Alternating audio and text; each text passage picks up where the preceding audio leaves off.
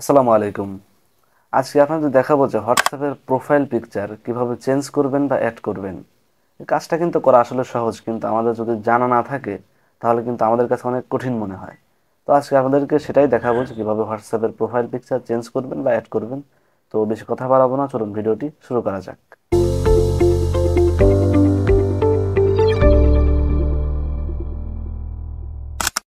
তো হোয়াটসঅ্যাপের profile picture পাল্টানো বা অ্যাড করার জন্য আমাদেরকে প্রথমে চলে যেতে হবে হোয়াটসঅ্যাপে।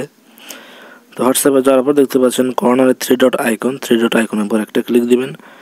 দেওয়া দেখতে পাচ্ছেন সেটিংস নামে অপশনে সেটিংসের উপর একটা ক্লিক দিয়ে দিবেন। দিলে কিন্তু এমন একটি ইন্টারফেসে নিয়ে আসবে। তারপর দেখতে পাচ্ছেন আপনার যে অ্যাকাউন্ট, সেই অ্যাকাউন্টটা শো করতেছে, তার উপর একটা ক্লিক দিয়ে দিবেন। অ্যাকাউন্টের উপর ক্লিক দিলে দেখতে পাবেন এমন একটি ইন্টারফেসে নিয়ে আসবে। তারপর দেখতে পাচ্ছেন যে ক্যামেরার মতো একটি অপশন এটা আছে, এখানে একটা ক্লিক দিয়ে দিবেন। দিলে কিন্তু দেখতে পাবেন নিচে গ্যালারি অপশন আছে, ক্যামেরা আছে। আপনি চাইলে ক্যামেরা দিয়ে ছবি উঠে দিতে পারেন। আমি যেহেতু গ্যালারি থেকে দেবো তাই এটা সিলেক্ট করে দিচ্ছি। তারপর যে ফটোটা আপনি আপনার প্রোফাইল পিকচারে দিবেন সেটা সিলেক্ট করে দিবেন।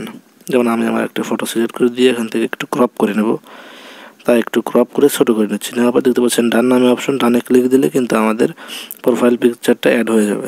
এখানে যদি আপনার প্রোফাইল পিকচার আগে না থেকে থাকে তাহলে কিন্তু এরকম আমার মতো প্রোফাইল পিকচার আপনাকে দেখাবে না, শুধু ক্যামেরা আইকনে ক্লিক দিলে কিন্তু হয়ে যাবে।